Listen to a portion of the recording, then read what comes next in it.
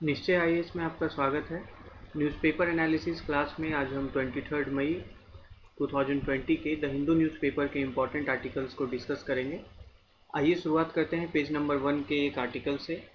हालांकि यह छोटा सा आर्टिकल आया है, लेकिन यह रीजनल फूड सिक्योरिटी, क्षेत्रीय खाद्य सुरक्षा और पड़ोसी देशों के साथ संबंध के लिए महत्वपूर्ण है।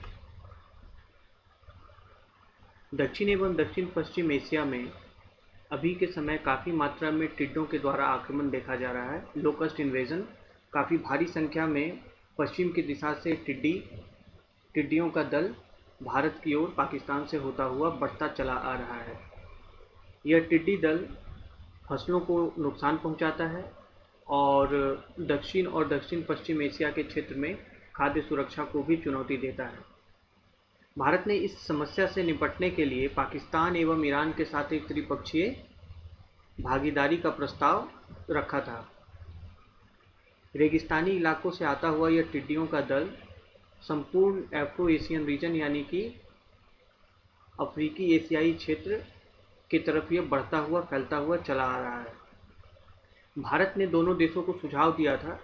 दोनों देशों का तात्पर्य भारत और पाकिस्तान से है। भारत ने पाकिस्तान को और ईरान को यह सुझाव दिया था कि टिड्डी नियंत्रण कार्यक्रम के लिए आपस में सीमा पार से कोऑर्डिनेशन बढ़ाए जाएं। इसके लिए भारत ने मैलाथियन नामक एक कीटनाशक की भी आपूर्ति पाकिस्तान को कराने का वादा किया था। अगर हम देखें तो रेगिस्तान की तरफ से आते हुए टिड्डियों के द्वारा जो खतरा है वह सीधे तौर पे खाद्य सुरक्षा को लेकर है, जिसमें कि अभी हमने बात की दक्षिण एशिया क्षेत्र, जिसमें भारत भी सम्मिलित है। तो साउथ एशियन रीजन में यह एक प्रकार से खाद्य सुरक्षा का संकट पैदा कर सकते हैं। आर्टिकल में आगे बताया गया है कि किस प्रकार से टिड्डी का दल जो होता है वह लगभग 35,000 मनुष्यों के बराबर खाना या फिर खाद्य सामग्री एक दिन में समाप्त कर सकता है। तो आप इतनी बड़ी संख्या में आते हुए टिड्डी दल के द्वारा खाद्यान्नों के नुकसान को समझ सकते हैं। अमूमन टिड्डी का जो दल होता है वह लगभग 1 स्क्वायर किलोमीटर, 1 वर्ग किलोमीटर से लेकर लगभग 100 वर्ग किलोमीटर तक फैला हो सकता है, जिससे कि खेत खलिहानों को काफ़ी ज़्यादा नुकसान पहुंचता है। खेत में पड़े अनाजों को और स्टैंडिंग क्रॉप्स को भी, जो खड़ी फसलें हैं, उनको भी काफ़ी ज़्यादा नुकसान पहुंचता है। हॉर्न ऑफ अफ्रीका से शुरू होते हुए, अफ्रीका के सींग से शुरू होते हुए, जो कि एक प्रायद्वीप है पूर्वोत्तर अफ्रीका में, तो अफ्रीका के सींग से शुरू होता हुआ यह जो रेगिस्तानी टिड्डी दल है यह और इस क्षेत्र में प्रजनन क्षेत्रों से गुजरता हुआ भारत में पंजाब, हरियाणा और इंडो जेंजेटिक प्लेन यानी कि भारत में जो गंगा नदी के बेसिन का इलाका है उसमें यह फसलों को काफ़ी ज़्यादा नुकसान पहुंचाता है। दूसरा, जो हिंद महासागर के ऊपर से पास करता हुआ टिड्डी का दल है, यह सीधे रूप से प्रायद्वीपीय भारत, पेनिनसुलर इंडिया में खाद्यान्नों को, खलिहानों को नुकसान पहुंचता है और फिर पेनिनसुलर इंडिया, प्रायद्वीपीय भारत से आगे बढ़ता हुआ यह बांग्लादेश की ओर चला जाता है। तो आप देख सकते हैं कि एक तरफ तो पश्चिम से टिड्डी का दल और एक तरफ से दक्षिण की ओर से भारत की ओर बढ़ता हुआ हिंद महासागर से आकर बढ़ता हुआ टिड्डियों का दल उत्तरी पश्चिमी भारत और दक्षिणी भारत दोनों में फसलों को काफ़ी ज़्यादा नुकसान पहुंचाता है। तो इससे एक प्रकार से फूड सिक्योरिटी को खतरा होता है, खाद्य सुरक्षा का संकट पैदा हो सकता है और इसके लिए देशों के बीच में आपसी सहयोग, कुछ ऐसी व्यवस्था करना, आपस में कोऑर्डिनेशन करना काफ़ी महत्वपूर्ण हो जाता है। भारत और पाकिस्तान के बीच में नियमित रूप से एक व्यवस्था है इस प्रकार के टिड्डी दलों के आक्रमण के मुद्दे को, समस्या को सुलझाने के लिए। लोकस्ट अधिकारी होते हैं, यानी कि टिड्डी अधिकारियों को पदस्थापित किया जाता है, जो कि नियमित रूप से आपस में सीमा पार से आपस में बात करते रहते हैं इस समस्या का हल निकालने के लिए। इसके साथ ही भारत ने अपने टिड्डी चेतावनी संगठन, लोकस्ट वार्निंग ऑर्गेनाइजेशन के द्वारा एक दूसरी व्यवस्था को भी इंगेज करने का प्रयास किया है, जिसके माध्यम से कि न्यू दिल्ली, इस्लामाबाद और तेहरान यानी कि भारत, पाकिस्तान और ईरान के बीच में आपसी कोऑर्डिनेशन हो सके, संयोजन हो सके और भारत के लोकस्ट वार्निंग ऑर्गेनाइजेशन, टिड्डी चेतावनी संगठन के माध्यम से इसके द्वारा, इसके नेतृत्व में इस प्रकार के पहल किए जाएंगे। तीनों देशों के आपस में संयोजित प्रयास से इस समस्या का हल निकालने का प्रयास किया जाएगा। यह आर्टिकल मुख्य रूप से आपके भारत में कृषि सुरक्षा, खाद्य सुरक्षा इस क्षेत्र से जुड़ा हुआ है, जिसको कि आप पेपर 3 भारत में कृषि से जोड़ के देख सकते हैं कि कृषि संकट में इस प्रकार के बाहरी चुनौतियों का भी सामना हमें करना पड़ता है और इसके निदान के लिए घरेलू एवं अंतर्राष्ट्रीय उपायों की आवश्यकता होती है, क्योंकि यह क्षेत्र सीमित नहीं होते। जैसा हम अभी देख रहे हैं कि अफ्रीका की सींग से इमर्ज करते हुए निकलते हुए यह टिड्डी का दल कई रेगिस्तानी क्षेत्रों में प्रजनन मैदानों से और अधिक अपनी संख्या में वृद्धि करता हुआ भारत की तरफ आता है। दूसरी तरफ दक्षिण से हिंद महासागर के क्षेत्र से यह बढ़ता हुआ भारत के प्रायद्वीपीय क्षेत्र में यह खलिहानों को और खड़ी फसलों को नुकसान पहुंचाता है। तो ऐसे में हमें घरेलू भी उपाय करने पड़ेंगे और साथ ही अंतर्राष्ट्रीय भी सहयोग के माध्यम से इस समस्या का निपटारा करना पड़ेगा। तो एक तो खाद्य सुरक्षा के दृष्टिकोण से महत्वपूर्ण है, जहां पर आपसे एग्री सिक्योरिटी, फूड सिक्योरिटी के बारे में प्रश्न पूछा जाए, वहां पर आप इस प्रकार के बिंदु का उल्लेख अगर करें तो उत्तर आपका बहुआयामी हो जाता है और उसको एडेड एडवांटेज मिलता है। अगर हम बात करें पेपर 2 में अंतर्राष्ट्रीय संबंधों की, खासकर नेबरहुड रिलेशंस की, पड़ोसी देशों के साथ संबंधों की, तो आप देख सकते हैं कि कितना महत्वपूर्ण है आपस में सीमा पार सहयोग स्थापित करना इस प्रकार के कृषि चुनौतियों का सामना करने के लिए। तो आप द्विपक्षीय और बहुपक्षीय संबंधों में भी इस प्रकार की चुनौतियों का उल्लेख कर सकते हैं, जो कि बहुत अपरंपरागत है। जनरली हम अपने उत्तरों में इस प्रकार के बिंदुओं का उल्लेख नहीं करते, लेकिन अगर आप इन बिंदुओं का उल्लेख करते हैं तो उत्तर को अधिक बल मिलता है और ज़्यादा प्रभावशाली बनता है। निबंध में भी आप खाद्य संकट के जो संबंधित चुनौतियां हैं, समस्याएं हैं, आप उसमें भी इसका उल्लेख कर सकते हैं। अगर हम LWA की बात करें, लोकस्ट वार्निंग ऑर्गेनाइजेशन की बात, जैसा अभी हमने इस संबंध में चर्चा की कि टिड्डी चेतावनी संगठन, इसकी स्थापना 1939 में की गई थी। 1939 में इसकी स्थापना की गई थी और यह विशेषकर भारत में जो रेगिस्तान वाले इलाकों से जो जुड़े हुए राज्य हैं उसमें यह टिड्डी की संख्या और टिड्डी की स्थिति की निगरानी करता है, नियंत्रण करता है। शेड्यूल्ड डेजर्ट एरियाज में यानी अनुसूचित रेगिस्तानी क्षेत्रों में, खासकर राजस्थान और गुजरात के अलावा आंशिक रूप से पंजाब और हरियाणा में भी जो इस प्रकार के रेगिस्तानी या मरुस्थलीय भूभाग हैं, वहाँ पर यह टिड्डी के संख्या को, टिड्डी की स्थिति को नियंत्रित करता है और उसकी निगरानी करता है। तो लोकस्ट वार्निंग ऑर्गेनाइजेशन संबंध में आपसे पीटी प्रीलिम्स परीक्षा में भी प्रश्न पूछे जा सकते हैं।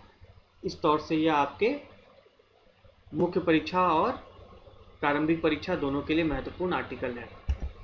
आगे बढ़ते हैं एडिटोरियल द हिंदू अखबार का संपादकीय पेज नंबर 6 पर, जिसमें कि भारत और नेपाल संबंधों के बारे में चर्चा की गई है।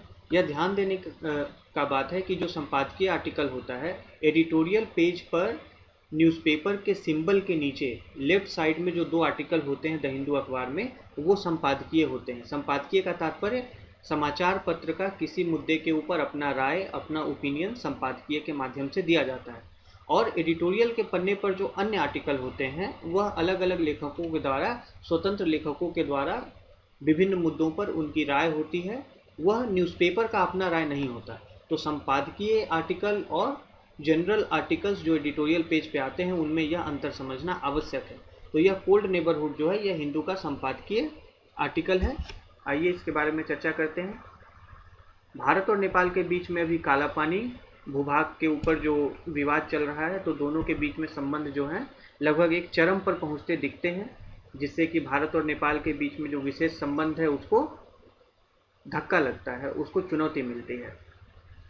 अगर हम दोनों देशों के संबंधों की बात करें तो भारत और नेपाल में मुक्त सीमाएं, ओपन बॉर्डर्स और लोगों की मुक्त आवाजाही से प्रेरित एक संबंध रहा है। सीमाएं मुक्त हैं और वहाँ पर किसी प्रकार का रोक टोक नहीं है। दोनों देशों के नागरिकों के लिए सामान्य आवाजाही मुक्त रूप से, फ्री मूवमेंट लोगों के द्वारा की जा सकती है। तो इस प्रकार के विश्वास पर आधारित संबंध को कुछ हाल के मुद्दों के द्वारा वैसे विशेष संबंध को चुनौती मिलती दिखती है।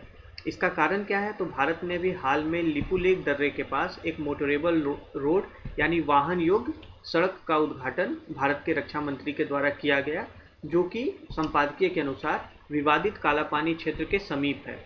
और यह जो रूट है, यह जो मार्ग है, यह पहले से भी भारतीय तीर्थयात्रियों के द्वारा कैलाश मानसरोवर की तीर्थ यात्रा के लिए इसका प्रयोग किया जाता रहा है। अगर भारत के दृष्टिकोण से देखें तो लिपुलेख दर्रा जो है वो हमेशा तिब्बत की ओर जाने वाले मार्ग का हिस्सा रहा है। तो भारत का कहना है कि परंपरागत रूप से लिपुलेख दर्रे के पास यह जो सड़क है, लिपुलेख दर्रे से होता हुआ जो सड़क है, तो इस पर भारत का पारंपरिक रूप से भारत इसका उपयोग करता रहा है। इसके अलावा अगर हम चीन के साथ भी व्यापार समझौतों की बात करें तो 1954 में भारत चीन के बीच में एक व्यापार समझौता हुआ था, जिसमें कि दोनों देशों के बीच में सीमा के आर पार दर्रे के रूप में लिपुलेख दर्रे का उल्लेख है। इसके अलावा 2015 के भारत चीन व्यापार समझौते में, व्यापार संधि में भी लिपुलेख दर्रे का एक बॉर्डर पास के रूप में सीमा के अलोंग दर्रे के रूप में इसका उल्लेख है। अगर 1981 से देखें तो 1981 में चीन ने कैलाश मानसरोवर तीर्थ यात्रा मार्ग जो है उसको भारतीयों के लिए खोल दिया था लिपुलेख दर्रे से होते हुए।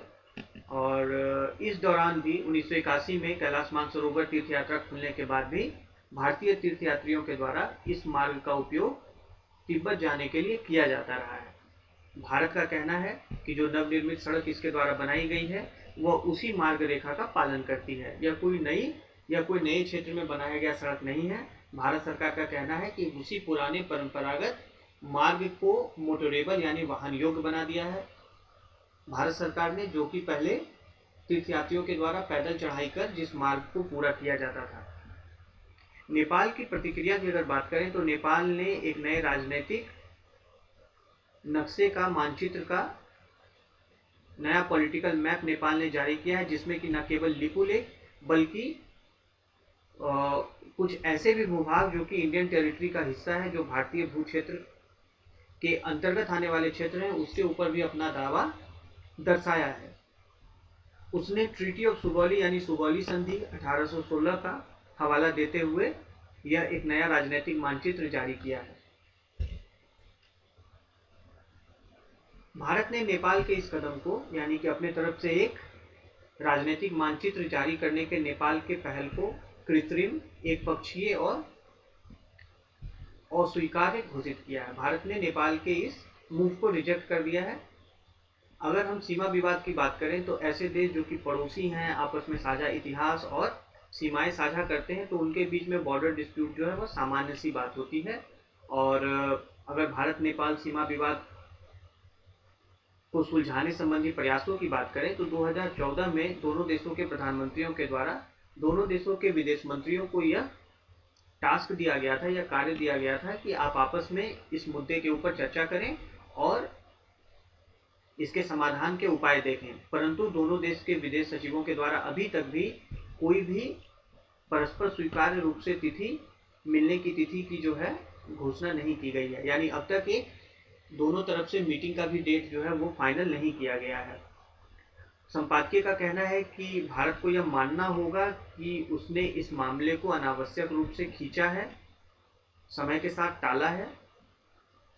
नेपाल में अभी कम्युनिस्ट पार्टी का शासन है। नेपाल कम्युनिस्ट पार्टी के अंदर अभी शक्ति संघर्ष चल रहा है, जिसके कारण भी अभी वर्तमान में नेपाली सरकार को इस प्रकार के जो है संघर्ष वाले रुख को अपनाना पड़ा है। ऐसा संपादकीय ने कहा है कि पार्टी के अंदर, सरकार के अंदर आंतरिक शक्ति संघर्ष नेपाल में, यह भी नेपाल के एक आक्रामक रुख का कारण हो सकता है। भारत और नेपाल के बीच में अगर हम सामाजिक सांस्कृतिक संबंधों की बात करें तो काफ़ी गहरे हैं और संपादकीय के अनुसार कि भारत को अब इस मुद्दे को और अधिक विलंबित नहीं करना चाहिए। इसके ऊपर नेपाल के साथ डायलॉग, वार्ता की शुरुआत कर इस मुद्दे को सुलझा लेना चाहिए। भारत संपादकीय के अनुसार पहले से ही अभी वर्तमान में एक महामारी का सामना कर रहा है और चीन के साथ सिक्किम और लद्दाख क्षेत्र में उसके सीमा संघर्ष जो है वो छिटपुट सीमा संघर्ष जारी है। तो इस प्रकार से भारत को नेपाल जैसे गहरे संबंध रखने वाले पड़ोसी देश के साथ इन सीमा विवादों को जल्द से जल्द निपटा लेना चाहिए, यह संपादकीय का सुझाव है। अब यह किस रूप से आपके परीक्षा के लिए महत्वपूर्ण है, तो यह सीधे तौर पर आपको जो सामान्य अध्ययन पेपर 2 मेंस परीक्षा के द्विपक्षीय संबंध के हिसाब से महत्वपूर्ण है, पड़ोसी देशों के साथ संबंध के भी दृष्टिकोण से महत्वपूर्ण है, भारत और नेपाल के स्ट्रॉन्ग रिलेशनशिप और सांस्कृतिक सामाजिक संबंध के दृष्टिकोण में अगर आपसे प्रश्न पूछा जाए तो आप इस प्रकार से इन बिंदुओं का उल्लेख कर सकते हैं। एक पृष्ठभूमि दे सकते हैं वर्तमान में सीमा विवाद की भारत नेपाल को लेकर, या अगर एक जनरल क्वेश्चन आपसे सामान्य प्रश्न पूछा जाए भारत के पड़ोसी देशों के साथ सीमा विवाद को लेकर, तो आप उसमें भारत नेपाल के बीच में काला पानी भूभाग भू क्षेत्र के ऊपर विवाद की चर्चा कर सकते हैं। और इसमें दोनों पक्षों के अपने अपने मत को भी आप बिंदु के रूप में उल्लेख कर सकते हैं, और साथ में भारत और नेपाल के द्वारा पूर्व में किए गए प्रयास की चर्चा, और उसके बाद जो भारत को अभी पहल उठाने चाहिए संपादकीय में जैसा सुझाव दिया गया है उसका उल्लेख आप कर सकते हैं। आगे बढ़े, अगर हम नक्शा के रूप में देखें कि काला पानी, तो सुगौली संधि जो हुई थी तो उसके अंतर्गत काली नदी के पश्चिम का भूभाग जो है, काली नदी के पश्चिम के भूभाग के ऊपर सुगौली संधि में नेपाल के राजा का कोई अधिकार नहीं होगा, ऐसा उसमें दोनों पक्षों की तरफ से तय किया गया था।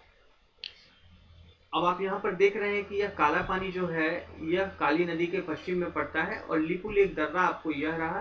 तो लिपुलेख दर्रा जो है एक तरह से समझ सकते हैं कि भारत, चीन और नेपाल तीनों के ट्राई जंक्शन के रूप में, यहाँ पर वैसा क्षेत्र जहाँ पर कि भारत, चीन और नेपाल तीनों की सीमाएं मिलती हैं, तो ट्राई जंक्शन के रूप में यह महत्वपूर्ण है। इसलिए यह रक्षा और सामरिक क्षेत्र के हिसाब से, सामरिक विषय के हिसाब से एक बहुत ही महत्वपूर्ण क्षेत्र है। भारत का इसके ऊपर जो अपना दावा है वह इसके सामरिक महत्व को भी लेकर काफी महत्वपूर्ण है।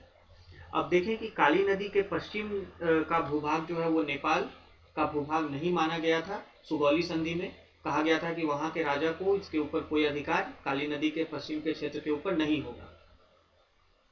अब अगर आप यहाँ पे देखें तो धारचूला से लेकर, धारचूला जो कि भारत के उत्तराखंड राज्य में पड़ता है, तो धारचूला से लेकर लिपुलेख दर्रे तक पहले भी मार्ग था, जिसके के माध्यम से तीर्थयात्री जो है इस रास्ते से कैलाश मानसरोवर की यात्रा करते थे। पहले यह रोड मोटरेबल नहीं था, जैसा कि आप मानचित्र में देख सकते हैं कि यह मोटरेबल यानी वाहन के योग्य नहीं था। धारचूला तक का सड़क ही जो है वो वाहन से जाया जा सकता था। धारचूला से आगे का जो है, धारचूला से काला पानी या लिपुलेख तक का सड़क जो है वह वाहन से नहीं जाया जा सकता था, ट्रेकिंग का रूट था वह, यानी पैदल चढ़ाई करनी पड़ती थी। अब भारत सरकार ने धारचूला से लेकर लिपुलेख तक जो है वह मोटरेबल रोड बना दिया है, और यह जो इसके बीच में काला पानी का क्षेत्र है यह नेपाल और भारत दोनों के बीच में विवाद का मुद्दा यह भूभाग है। तो आप इसे नक्शे से और ज्यादा मानचित्र के माध्यम से बेहतर तरीके से समझ सकते हैं। आगे बढ़ते हैं पेज नंबर 6 के ही एक आर्टिकल से। पेज नंबर 6 पर एक दूसरा आर्टिकल जो भारत और नेपाल के इसी मुद्दे के ऊपर, विवाद के इसी टॉपिक के ऊपर यह आर्टिकल भी है, तो इससे और ज्यादा एक आपको हिस्टोरिकल बैकग्राउंड काला पानी भूमि विवाद को लेकर समझ में आएगा। और दूसरा, इस आर्टिकल में चर्चा की गई है कि भारत नेपाल अपने बीच के सीमा विवादों को किस तरीके से सुलझा सकते हैं। तो इसमें कहा गया है कि दोनों देशों को अपने तरफ से जो है गर्माहट में कमी लानी चाहिए और मुद्दे का समाधान करना चाहिए। अगर अभी जैसा हमने बात की कि धारचूला से लेकर लिपुलेख जो कि चीन की सीमा, भारत चीन की सीमा पर पड़ता है, तो भारत सरकार के रक्षा मंत्री ने नए सड़क का उद्घाटन किया है, और नेपाल का यह दावा है कि यह उसके भूभाग से होकर गुजरता है। जबकि हमने अभी पहले भी बात की कि यह जो सड़क है यह एक प्रकार से पारंपरिक तीर्थयात्रियों का मार्ग रहा है कैलाश मानसरोवर की यात्रा के लिए। नेपाल के प्रतिक्रिया की अगर बात करें तो नेपाल ने हाल में अपने सशस्त्र पुलिस की तैनाती काला पानी के समीप कर दी है। जिस प्रकार से और जिस समय नेपाल के द्वारा अपने सशस्त्र पुलिस की तैनाती सीमा पर की गई वह नई दिल्ली यानी कि भारत के लिए जो है भारत को नागवार गुजरा है, भारत को अस्वीकार्य है। नेपाल ने इस मामले को और टूल देते हुए एक प्रकार से, जैसे अभी हमने बात की, एक नया राजनीतिक मानचित्र जारी किया है जिसमें कि भारत की रक्षा के हिसाब से संवेदनशील क्षेत्रों को भी अपने भूभाग का हिस्सा बताया है। तो यह एक बैकग्राउंड जो है इस आर्टिकल में दिया गया है जिसकी हमने संपादकीय के भी बिंदुओं में चर्चा की। अब आते हैं सुगौली संधि पर, जो कि आपको एक विस्तार से इस समस्या के ऐतिहासिक पृष्ठभूमि की समझ विकसित करने में सहयोग करेगा। अगर हम देखें तो कि सीमा का जो आलेखन होता है, बाउंड्री का डिलिनेशन जो होता है, उसका एक लंबा इतिहास होता है। 1816 के सुगौली संधि से पूर्व जो नेपाली साम्राज्य था वह पश्चिम में सतलज नदी से लेकर पूर्व में तीस्ता नदी तक था। यानी पश्चिम में सतलज और पूर्व में तीस्ता। तो नेपाली जो साम्राज्य था वो इन दोनों नदियों के बीच में, पूर्व और पश्चिम की सीमाएं इन दोनों नदियों के बीच में परिभाषित थी। नेपाल की एंग्लो नेपाल वार में हार हुई ब्रिटिश के साथ। एंग्लो नेपाल वार में नेपाली राजा की पराजय हुई, जिसके कारण कि अभी वर्तमान में जो नेपाल की सीमा है इस युद्ध में हार के कारण वहां तक सीमित रह गई। नेपाल के राजा को काली और राप्ती नदी के बीच का जो पूरा तराई का हिस्सा है उसे एक प्रकार से समर्पित करना पड़ा। युद्ध में वह क्षेत्र जो है नेपाल हार गया काली नदी और राप्ती नदी के बीच में। जैसा भी हम लोगों ने काली नदी को इस नक्शे में देखा, यह काली नदी है। तो काली नदी से लेकर जो राप्ती नदी है इस मानचित्र में वह नहीं है। तो काली नदी और राप्ती नदी के बीच का जो तराई का हिस्सा था वह नेपाल के राजा इस युद्ध में हार गए। परंतु अब नेपाल का कहना है कि काला पानी में, यानी कि काला पानी क्षेत्र के पास जो नदी महाकाली नदी के एक सहायक नदी के रूप में जुड़ती है वह काली नदी नहीं है, वह कोई और नदी है। यानी नेपाल का कहना है कि काला पानी के पास से गुजरने वाली महाकाली नदी की सहायक नदी काली नहीं है, यानी काली नदी नहीं है, वह कोई अन्य नदी है। इसलिए काली नदी की सीमा वह और पश्चिम में मानता है, इसलिए वह पश्चिम की तरफ और भूभाग का दावा करता है। दूसरा एक कारण यह भी बताया गया है कि नदियों का ऐसे क्षेत्रों में कोर्स शिफ्टिंग काफी ज्यादा होता है, यानी उनके मार्ग में परिवर्तन काफी अधिक होता है। तो नदियों के मार्ग के परिवर्तन के कारण भी कई बार सीमा विवाद जो है वह उत्पन्न हो जाते हैं, क्योंकि नदी तो अपना रास्ता बदल लेती है समय के साथ। तो 50-100 साल 200 साल के इतिहास में, उस समय काल में, समयावधि में नदी के मार्ग में परिवर्तन होने के कारण जो उसके जो संबंधित भूभाग संबंधी परिभाषाएं हैं वो भी बदल जाती हैं। उसके कारण भी सीमा विवाद होता है। और नेपाल का अब कहना है, जैसे हमने अभी चर्चा की, कि अब वर्तमान में काली नदी वह लिपुलेख दर्रे से भी पश्चिम से होकर गुजरती है। तो यह नेपाल का पक्ष है। और लेकिन अगर हम 1870 से ही भारत के सर्वेक्षण मानचित्र की बात करें तो सर्वे ऑफ इंडिया मैप में 1870 से ही जो लिपुलेख का क्षेत्र है काला पानी तक, अभी जैसे हमने नक्शे में यहाँ पर मैप में देखा था मानचित्र में कि लिपुलेख से लेकर यह काला पानी तक का जो क्षेत्र है यह 1870 से भारत के सर्वेक्षण मानचित्र में भारत का, ब्रिटिश भारत का हिस्सा जो है वह दिखाया गया है। नेपाल के राणा राजा हो या नेपाल के दूसरे राजा हो, उन्होंने भारत की आजादी के बाद भी भारत सरकार से इस क्षेत्र में सीमा विवाद को लेकर कोई भी आपत्ति दर्ज नहीं की, और न ही इस बात पर आपत्ति दर्ज की कि लिपुलेख और से लेकर काला पानी तक का क्षेत्र यह भारत का भूभाग है।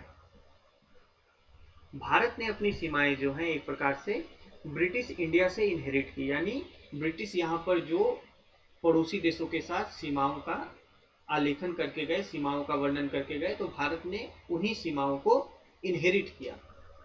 सिर्फ नेपाल के साथ नहीं बल्कि अपने ज़्यादातर पड़ोसियों के साथ। और वैसे जो सीमा पर जो डिलिनिएशन था, सीमा जो खींची गई थी, वह पूर्ववर्ती ब्रिटिश सरकार के द्वारा खींची गई थी। तो भारत जो है एक प्रकार से ऐतिहासिक रूप से उन सीमाओं को इनहेरिट करता रहा है। इसमें भारत सरकार की ज़्यादा भूमिका नहीं रही। अब इसका समाधान के लिए क्या प्रयास किए गए इस विवाद के लिए? काला पानी के बारे में अगर हम बात करें तो भारत और नेपाल ने संयुक्त सीमा कार्यदल की स्थापना 1981 में संपूर्ण जो सीमा विवाद थे उसके समाधान के लिए की, ताकि भारत और नेपाल अंतर्राष्ट्रीय सीमा को चिन्हित किया जा सके। 2007 में इस दल के द्वारा 182 पट्टी मानचित्रों को तैयार किया गया, और जो कि लगभग भारत और नेपाल के सीमा का 98% भाग कवर करता है। परंतु इसमें काला पानी और सुस्ता क्षेत्र जो है शामिल नहीं थे, यानी काला पानी का जो डिमार्केशन है, वर्णन है, वह इस कार्यदल के द्वारा तैयार नहीं किया गया। बाकी 182 पट्टी मानचित्र तैयार किए गए थे।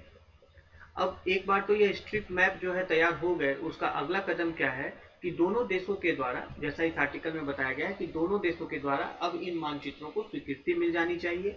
इसके साथ ही जो बचे हुए काला पानी और सुस्ता के क्षेत्र हैं उसमें आपसी जो डिफरेंसेस हैं, जो विभेद हैं, उसका रिजोल्यूशन, उसका समाधान होना चाहिए। और सीमा पर जो क्षतिग्रस्त या लापता सीमा स्तंभ हैं उनको फिर से खड़ा किया जाना चाहिए। उनके खड़ा करने में, उनके निर्माण में तेजी आनी चाहिए। तो भारत और नेपाल के सीमा विवाद संबंधी जो पहल किए गए या अब जो आगे के पहल किए जाने चाहिए वह ये बिंदुओं को आप अपने उत्तर में सीधे रूप से शामिल कर सकते हैं। और जैसा बार बार इस क्लास में बताया जाता है कि अपने उत्तरों में ऑब्जेक्टिव पॉइंट को, क्लियर स्पेसिफिक पॉइंट को शामिल करें, उससे उत्तर का प्रभाव बढ़ता है।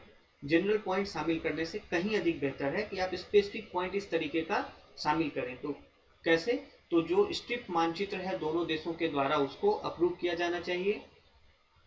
भविष्य के सुझाव के रूप में हम बात कर रहे हैं कि कैसे सीमा विवाद का निपटारा करें। उसके साथ ही काला पानी और सुस्ता जो बचे हुए क्षेत्र हैं जिन पर पट्टी मानचित्र उपलब्ध नहीं है उनका समाधान, उनका निपटारा होना चाहिए। और सीमा पर जो लापता या क्षतिग्रस्त सीमा स्तंभ है उनको फिर से खड़े किए जाने के कार्य में, निर्माण कार्य में तेजी लानी चाहिए। अगर दूसरे पड़ोसी देशों के साथ हम बात करें तो भारत ने इससे भी ज्यादा दुस्साध्य सीमा समस्याएं अपने पड़ोसियों के साथ हल की है। जैसे कि अगर हम बांग्लादेश की बात करें तो बांग्लादेश के साथ हमने भूमि एवं समुद्री सीमा विवाद को काफी सुलह के साथ निपटा लिया। तो इस प्रकार से आर्टिकल में कहा गया है कि भारत नेपाल जो सीमा विवाद है वह और काफी आसानी से सुलझाया जा सकता है। अगर हम पूर्व में बांग्लादेश जैसे पड़ोसी देशों के साथ जटिल सीमा समुद्री विवाद को सुलझा सकते हैं तो नेपाल के साथ इस तरह की समस्या काफी आसानी से सुलझाई जा सकती है, बशर्ते कि राजनीतिक सौहार्द दोनों तरफ से प्रदर्शित किया जाए और दोनों तरफ से राजनेता का प्रदर्शन किया जाए, स्टेट क्राफ्ट का प्रदर्शन किया जाए, शासन कला दोनों तरफ से प्रदर्शित की जाए। भारत नेपाल के विशेष संबंधों की चर्चा इस आर्टिकल में भी की गई है। यह जानना बहुत महत्वपूर्ण है। आपसे पूछा जा सकता है भारत नेपाल संबंध के संदर्भ में काफी कहा जाता है कि बहुत प्रगाढ़ संबंध रहे हैं। तो नेपाल के राजनीतिक नेताओं का योगदान भारत के स्वतंत्रता संग्राम में भी रहा है। इसके साथ पीपल टू पीपल कंटैक्ट यानी दोनों देशों के नागरिकों के बीच में संपर्क जो है वो अतुलनीय है। और भारत में नेपाल को लेकर एक जनरल गुडविल है। गुडविल का तात्पर्य कि नेपाल की अच्छी साख है, एक सौहार्द के दृष्टिकोण से भारत के लोग नेपाल को देखते हैं। तो इस आर्टिकल में सुझाव दिया गया है कि इस मुद्दे का जो निपटारा है, इस मुद्दे को हैंडल द्विपक्षीय तरीके से और राजनयिक प्रयासों के द्वारा, डिप्लोमेटिक मीन्स के द्वारा किया जाना चाहिए। भारत और नेपाल दोनों के पास एक स्थापित तंत्र है ऐसे सीमा विवादों को सुलझाने के लिए। वैसे सभी तंत्रों को सक्रिय करने की आवश्यकता है, अति शीघ्र सक्रिय किया जाए और सक्रिय कर इन मुद्दों का निपटारा किया जाए। आर्टिकल में एक बात यह कॉशन के रूप में की गई है कि पब्लिक कंट्रोवर्सी यानी कि सार्वजनिक रूप से इन मुद्दों को तुल देना प्रतिकूल हो सकता है दोनों देशों के संबंध के लिए और इससे दूसरे देशों को लाभ मिल सकता है। यहाँ पर संदर्भ चीन का है कि अगर भारत और नेपाल के बीच में संबंध बुरे होते हैं तो भारत के भी दृष्टिकोण से और नेपाल के भी दृष्टिकोण से इससे दूसरे देशों को लाभ मिल सकता है। तो यह आर्टिकल किस प्रकार से महत्वपूर्ण है? तो यह सीधे तौर पर आपको भारत नेपाल संबंध के रूप में महत्वपूर्ण है और उसका एक हिस्टोरिकल बैकग्राउंड आपको इसमें सुगौली संधि के रूप में बताया गया। उसके आगे किस प्रकार से अतीत में पास्ट में पहल किए गए इसका समाधान करने के लिए, संबंधों की विशेषता किस प्रकार से है। तो इंडिया नेपाल टाइज के बॉर्डर इशूज को लेके, बॉर्डर रिलेशन को लेके यह आर्टिकल, सीमा संबंधों को लेकर यह आर्टिकल काफी महत्वपूर्ण है और आप इसका भारत नेपाल द्विपक्षीय संबंध और पड़ोसी देशों के साथ संबंध में सीधे तौर पर आप इसकी चर्चा कर सकते हैं।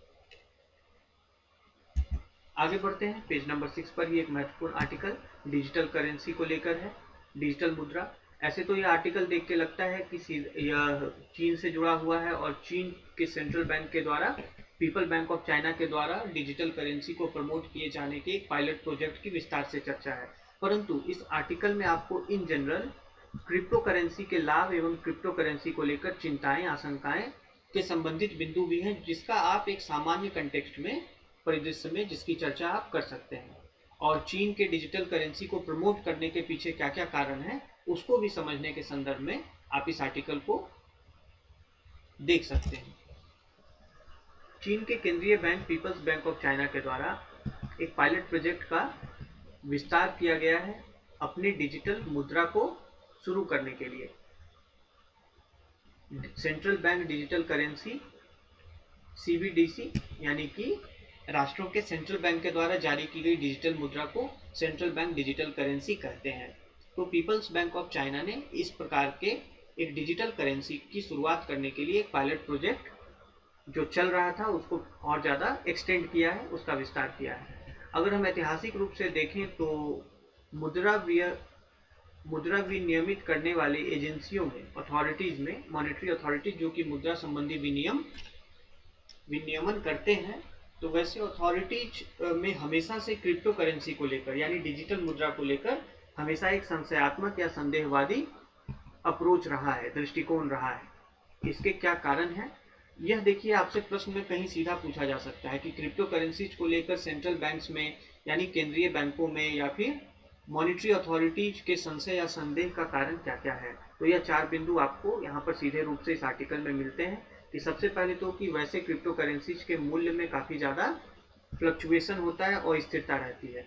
किसी भी मुद्रा को प्रेफर्ड करेंसी के रूप में तभी ज़्यादा पहचान मिलती है, स्वीकार्यता मिलती है जब उसके मूल्य में स्थिरता हो। लेकिन क्रिप्टो करेंसीज में काफ़ी ज़्यादा वेरिएबल्स होते हैं और उनका वैल्यू का फ्लक्चुएशन मूल्य में अस्थिरता काफ़ी ज़्यादा होती है। इसके अलावा वैध मुद्रा जारी करने में जो सेंट्रल बैंक्स हैं, जो केंद्रीय बैंक हैं, उनके एकाधिकार को भी चुनौती मिलती है। तो केंद्रीय बैंक इस चीज़ को भी लेकर सशंकित होते हैं क्योंकि वैध मुद्रा अर्थव्यवस्था में जारी करना उनका एकाधिकार होता है। और जब प्राइवेट सेक्टर के द्वारा भी या प्राइवेट या निजी कंपनियों के द्वारा भी इस प्रकार की मुद्राएं डिजिटल प्लेटफॉर्म्स पे जारी की जाती हैं तो मुद्रा जारी करने का एकाधिकार केंद्रीय बैंकों का सीमित हो जाता है। वह भी एक चिंता का विषय सेंट्रल बैंक्स के लिए है। इसके अलावा सॉफ्टवेयर बग्स की संभावना। सॉफ्टवेयर बग्स का तात्पर्य होता है वैसी कंप्यूटर प्रोग्राम प्रणाली की त्रुटियां या गलती जिसके कारण कि कोई डिजिटल प्रणाली जो है वह कार्य करना बंद कर दे या फिर उसकी क्षमता प्रभावित हो जाए। तो इस प्रकार के सॉफ्टवेयर बग्स की भी पॉसिबिलिटी होती है जिससे कि अगर इनके ऊपर आधारित मुद्रा पर विश्वास कर लिया जाए तो ऐसे कंप्यूटर प्रणाली जो हैं वह कभी फेल भी हो सकते हैं जिससे कि पूरी मुद्रा की व्यवस्था चरमरा सकती है। तो इसके कारण भी केंद्रीय बैंकों के द्वारा क्रिप्टो करेंसीज को एक आशंका की दृष्टिकोण से देखा जाता है। दूसरा, shadow of dark web. Dark web का तात्पर्य होता है एक इंटरनेट पे उपलब्ध कंटेंट का एक ऐसा जो है क्षेत्र जो कि आप पारंपरिक ब्राउजर का उपयोग कर जहां तक आप नहीं पहुंच सकते। तो डार्क वेब में इस प्रकार के ऐसे कई अनरेगुलेटेड ट्रांजैक्शंस होते हैं जिनका कि विनियमन नहीं होता। तो ऐसे अनरेगुलेटेड जो लेन देन है उसको लेकर सेंट्रल बैंक्स काफ़ी ज़्यादा सशंकित होते हैं कि किस प्रकार से वहाँ पर इन मुद्रा का लेन देन हस्तांतरण होगा जो कि सेंट्रल बैंक्स के रेगुलेशन से बाहर होगा। अब इस आर्टिकल में जो विस्तार से एक सामान्य एडवांटेज और कंसर्न बताया गया है, आशंका क्रिप्टो करेंसीज को लेकर बताई गई है, उसकी चर्चा करते हैं जो आपके मुख्य परीक्षा में सीधे तौर पे आपसे या फिर प्रीलिम्स में भी पूछा जा सकता है। पहले हम लाभ की बात करें, बेनिफिट्स की। डिजिटल मुद्रा का लाभ क्या क्या है? तो सबसे पहले कागजी मुद्रा जो है उन्हें हैंडल करने में काफ़ी ज़्यादा खर्च लगता है, हाई हैंडलिंग कॉस्ट होता है। यहाँ टाइम लिख गया है, यह कॉस्ट है, हाई हैंडलिंग कॉस्ट होता है। और एक प्रकार से देखें तो लगभग अर्थव्यवस्था का 1 से 2% तक का व्यय जो है वह मात्र कागजी मुद्रा के रख रखाव में लगता है। दूसरा फायदा डिजिटल मुद्रा का कि यह कर चोरी, धन शोधन और आतंकवाद के वित्त पोषण के विरुद्ध एक बहुत शक्तिशाली समाधान के रूप में कार्य करता है क्योंकि डिजिटल जो ट्रांजैक्शंस होते हैं डिजिटल प्लेटफॉर्म्स पे लेन देन उनका एक डिजिटल ट्रेल होता है। डिजिटल ट्रेल का तात्पर्य कि उनका उद्गम ओरिजिन कहाँ से है, किसको पेमेंट किया गया। तो यह एक ट्रेल के माध्यम से उस ट्रांजैक्शन के रूट को मैप किया जा सकता है जिससे कि कर चोरी में बचाव होगी, धन शोधन से निपटा जा सकता है, साथ ही आतंक के वित्त पोषण की पहचान हो सकती है कि कहाँ से पैसा किसके माध्यम से किसको दिया गया। एक महत्वपूर्ण बात आर्टिकल में बताई गई है कि यह वित्तीय समावेशन खासकर आपातकाल इमरजेंसीज के सिचुएशन में यह वित्तीय समावेशन का एक टूल हो सकता है, जैसे कि सरकारों के द्वारा सीधे तौर पर खासकर ग्रामीण क्षेत्र में नागरिकों के मोबाइल वॉलेट में डिजिटल करेंसी ट्रांसफ़र की जा सकती है। बहुत आसान होगा और इसमें डिजिटल करेंसी का डीबीटी करना, डायरेक्ट बेनिफिट ट्रांसफ़र, प्रत्यक्ष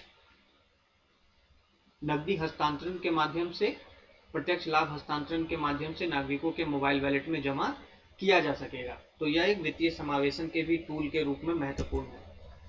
आगे बढ़ें।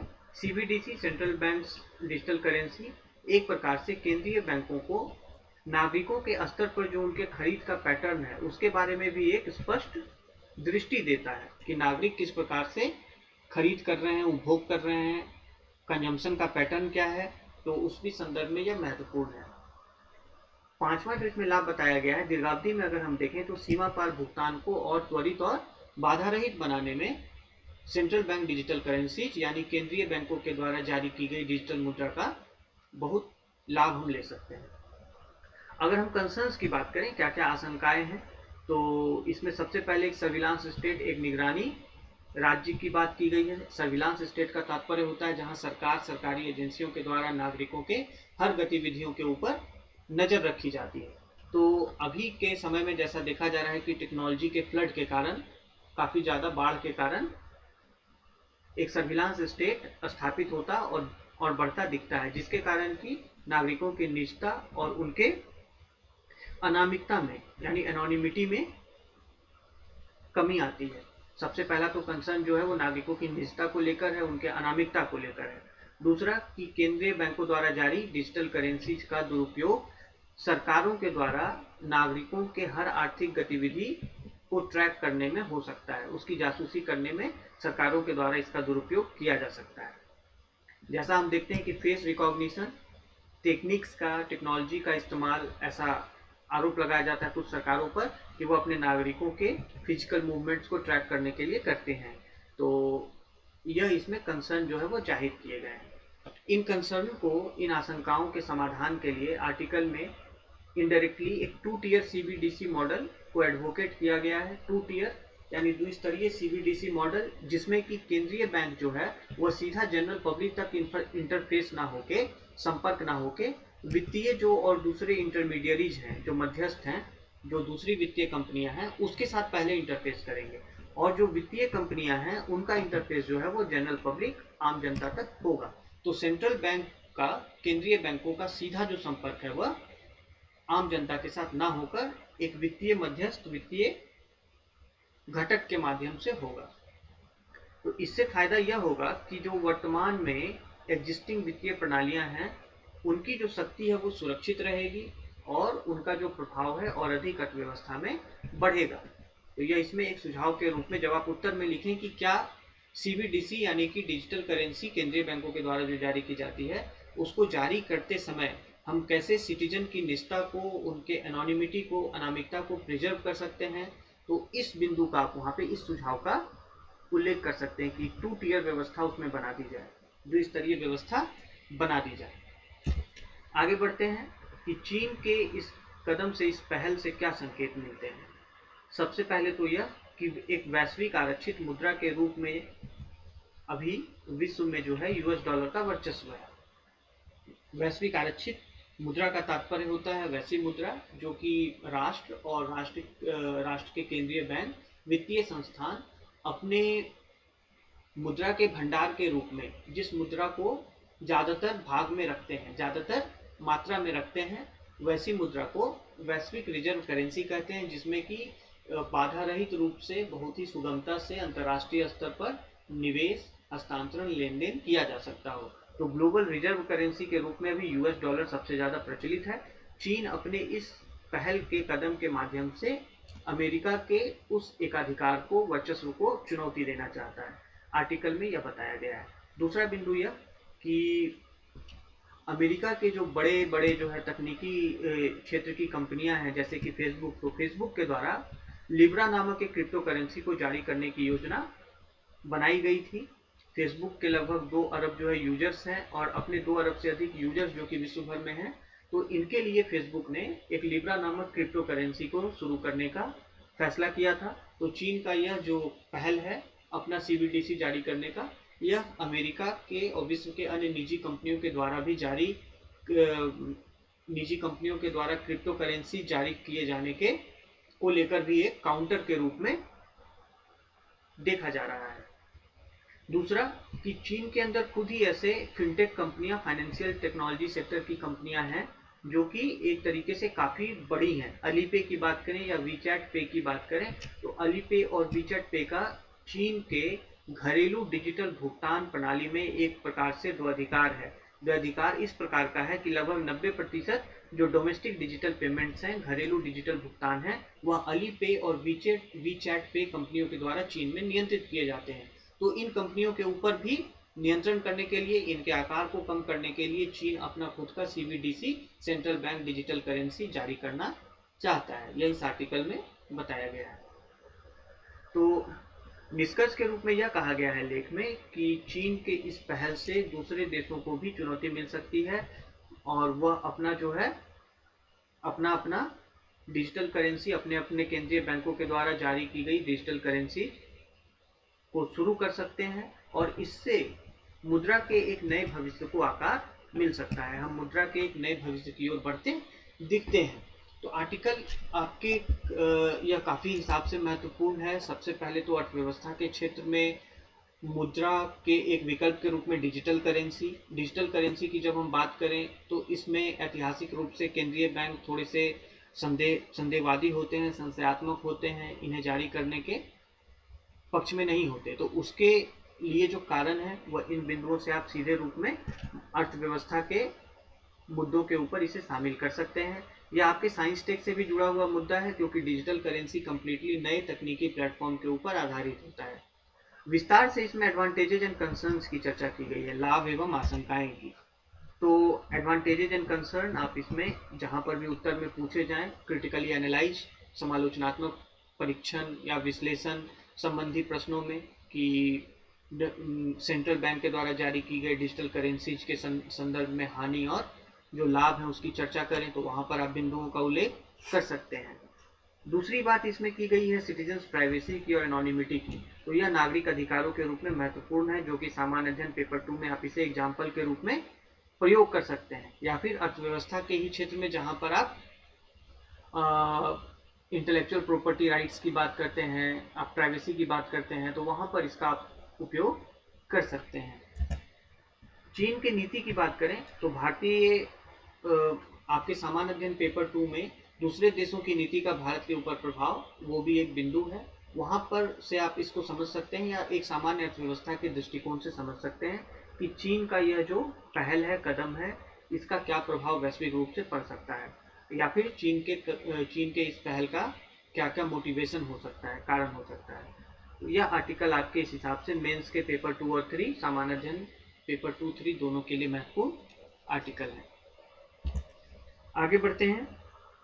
पेज नंबर 14, एक important article, open sky treaty, मुक्त आकाश निगरानी संधि। अमेरिका ने घोषणा की है कि वह ओपन स्काई ट्रीटी को से बाहर हो जाएगा। आइए इसे विस्तार से देखते हैं। मुक्त आकाश निगरानी संधि यह 34 देशों के बीच में एक संधि है जिसके माध्यम से कि हस्ताक्षरकर्ता देशों के ऊपर सदस्य देशों द्वारा सर्विलांस फ्लाइट किया जाता है, यानी कि निगरानी उड़ानें जो हैं वह उनके टेरिटरीज के ऊपर कंडक्ट की जाती हैं। तात्पर्य यह है कि यह एक संधि है। इस संधि के अंतर्गत जितने सदस्य देश होते हैं वह एक दूसरे के आर्म्स डेवलपमेंट को, यानी कि हथियार विकास या विस्तार संबंधित गतिविधियों के ऊपर निगरानी रखने के लिए वैसे देशों के ऊपर निगरानी उड़ान करते हैं अपने अपने जहाज़ों से और उनके ऊपर निगरानी बनाए रखते हैं कि इनके यहाँ हथियारों के विकास को लेकर क्या गतिविधियां चल रही हैं। तो ओपन स्काई ट्रीटी यही संधि है। वर्तमान में इसके 34 सदस्य हैं। 35 सदस्यों ने हस्ताक्षर किया था। किर्गिस्तान ने इसके ऊपर हस्ताक्षर किया है लेकिन संधि की पुष्टि अभी तक नहीं की है। तो प्रभावी रूप से इसके 34 सदस्य हैं। सबसे पहले इसे शीत युद्ध के प्रारंभिक वर्षों में इसका प्रस्ताव रखा गया था, परंतु मुक्त आकाश निगरानी संधि इस पर हस्ताक्षर 1992 में सोवियत संघ के विघटन के बाद हो पाया। यह संधि 2002 में प्रभाव में आई, 2002 में इफेक्ट में आई। जैसा अभी हमने चर्चा किया कि 34 हस्ताक्षरकर्ता देश हैं और यह सदस्य देश आपस में अनआर्म्ड रिकॉनाइसेंस फ्लाइट यानी कि बिना हथियार के टोही विमानों के द्वारा एक दूसरे के ऊपर जो है यह उड़ान भरते हैं और एक दूसरे के यहाँ आर्म्स डेवलपमेंट यानी हथियार के विस्तार के ऊपर यह निगरानी रखते हैं। तो मुख्य रूप से इसका आर्म्स डेवलपमेंट को कंटेन करने यानी कि यह आपको निरस्त्रीकरण की दिशा में आप इस समझौते को देख सकते हैं और किसी प्रकार के आर्म्स रेस को रोकने के लिए, आर्म्स रेस का तात्पर्य होता है हथियारों की होड़, तो हथियार के होड़ को रोकने संबंधी पहल में की दिशा में आप इस पहल को देख सकते हैं। अमेरिका ने इस संधि से वापस होने का जो फैसला किया उसका कारण यह बताया है कि रूस ने बारंबार इस संधि का उल्लंघन किया है। यह अमेरिका के द्वारा इस ट्रीटी को एग्जिट करने का कारण बताया गया है। अमेरिका ने यह कहा है कि वह इस संधि का संशोधन कर सकता है या एक नई संधि भी इसके स्थान पर लाने का पक्ष अपना रख सकता है। जबकि देखा जाए तो इस संधि का रूस से ज़्यादा इंटेंसिव इस्तेमाल जो है अमेरिका के द्वारा किया गया है। अमेरिका ने लगभग रूस पर 196 टोही विमानों के द्वारा निगरानी उड़ान भरे हैं, जबकि अगर तुलना की जाए रूस से तो रूस ने अमेरिका पर 71 टोही विमानों के द्वारा उड़ान भरे हैं एक दूसरे के शस्त्र विस्तार के ऊपर निगरानी रखने के लिए। अगर हम इस प्रकार के डिफेंस ट्रीटीज की बात करें, रक्षा समझौतों की बात करें, तो यूनाइटेड स्टेट्स के द्वारा पिछले वर्ष भी intermediate range nuclear forces treaty यानी मध्य दूरी परमाणु शक्ति संधि, इससे यूएस ने बहिर्गमन किया था, एग्जिट किया था। यह संधि भी रूस के साथ जो है मध्य दूरी के परमाणु प्रक्षेपास्त्र को समाप्त करने की संधि थी, तो इससे भी अमेरिका पिछले साल बाहर निकल गया था। अब जैसा हम अभी देख रहे हैं कि ओएसटी से भी, ओपन स्काईज ट्रीटी से भी अमेरिका बाहर आ गया है, आने की घोषणा कर दी है। तो इससे यह संभावना लगती है कि अमेरिका के द्वारा न्यू स्टार्ट संधि को फिर से आगे नहीं बढ़ाया जाएगा। न्यू स्टार्ट संधि जो है वह अमेरिका और रूस के बीच में परमाणु हथियारों के ऊपर एक कैप लगाने की संधि है, सीमा लगाने की संधि है, जो कि ओबामा एडमिनिस्ट्रेशन, ओबामा सरकार के द्वारा की गई थी। तो न्यू स्टार्ट संधि यह फरवरी या अगले फरवरी में यानी 2021 फरवरी में समाप्त होने वाला है, एक्सपायर होने वाला है। तो अब जैसा कि ओएसटी से भी बाहर हो गया है अमेरिका, आईएनएफ से भी पिछले साल बाहर हो गया था, तो इससे यह संभावना लगती है कि न्यू स्टार्ट संधि को भी अमेरिका आगे नहीं बढ़ाएगा। इसको लेकर जो अमेरिका की आशंकाएं हैं वो यह है कि एनएसटी के विस्तार का चीन और रूस के साथ होने वाले आर्म्स डील के ऊपर नकारात्मक प्रभाव पड़ सकता है, यानी हथियार संधि के ऊपर नकारात्मक प्रभाव पड़ सकता है। अमेरिका की चिंता यह है कि चीन का जो न्यूक्लियर भंडार है, परमाणु भंडार है, वो दोगुना हो जाएगा अगर न्यू स्टार्ट ट्रीटी के अंतर्गत चीन को शामिल नहीं किया जाता है। वर्तमान में न्यू स्टार्ट संधि यूनाइटेड स्टेट्स और रूस के बीच में की गई है। तो अमेरिका का कहना है कि अभी के बदलते सुरक्षा माहौल को देखते हुए अगर चीन को न्यू स्टार्ट संधि में नहीं शामिल किया गया तो उसका जो न्यूक्लियर भंडार है वह दोगुना हो सकता है। अमेरिका का एक और जो आशंका, चिंता एनएसटी को लेकर, न्यू स्टार्ट संधि को लेकर है कि इसमें सत्यापन की गंभीर कमियां हैं, यानी सीरियस वेरिफिकेशन इनएडिक्वेसीज है कि इसमें जो पार्टीज हैं, जो हस्ताक्षरकर्ता दल हैं, उनके द्वारा किए गए दावों का सत्यापन कैसे किया जाए, तो उस संबंधी गंभीर खामियां इसमें बताई गई हैं। तो यह आर्टिकल आपके जो है मुख्य रूप से पेपर 2 से यह रिलेटेड है। पेपर 2 का यह आर्टिकल है। आप इसे एथिक्स के भी क्षेत्र में, अंतर्राष्ट्रीय संबंधों में नैतिकता से जोड़ के देख सकते हैं। पेपर 2 में अंतर्राष्ट्रीय संबंधों में, जहां पर कि दूसरे राष्ट्रों की नीतियों का भारत के ऊपर प्रभाव, तो निरस्त्रीकरण से जुड़ा हुआ यह टॉपिक है, डिसआर्मामेंट से जुड़ा हुआ, जिसमें कि एक संधि समझौते के अंतर्गत सदस्य देश एक दूसरे के ऊपर निगरानी रखते हैं उनके आर्म्स डेवलपमेंट का। तो आप इसको वैश्विक रूप से निरस्त्रीकरण के से जुड़े हुए पहल के रूप में देख सकते हैं। निबंध के लिए भी यह महत्वपूर्ण है कि ग्लोबल डिसआर्मामेंट के लिए क्या क्या पहल किए गए हैं, उनको किस तरह से चुनौतियां मिल रही हैं, वैश्विक निरस्त्रीकरण के प्रयासों को, वहां पर आप इनका उल्लेख कर सकते हैं। इसके अलावा हम अगर एथिक्स की बात करें तो राष्ट्रों के बीच में आपसी अविश्वास के कारण कैसे वैश्विक सुरक्षा को चुनौती मिल रही है, निरस्त्रीकरण जैसे जो है एक मानवीय पहल को कैसे चुनौती मिल रही है, वहाँ पर आप इसका उल्लेख कर सकते हैं। तो आशा है कि आपको यह न्यूज़पेपर एनालिसिस क्लास लाभकारी लगा होगा। आप इन आर्टिकल्स का नोट बनाकर आप इनका रिवीजन करें, उत्तर के रूप में इसका अभ्यास करने का प्रयास करें। डेली न्यूज़पेपर एनालिसिस क्लास से संबंधित आपके कोई सुझाव हो, शिकायत हो तो उसे ज़रूर कमेंट में जाकर बताएं। इस क्लास से जुड़ने के लिए आप सभी का बहुत बहुत धन्यवाद।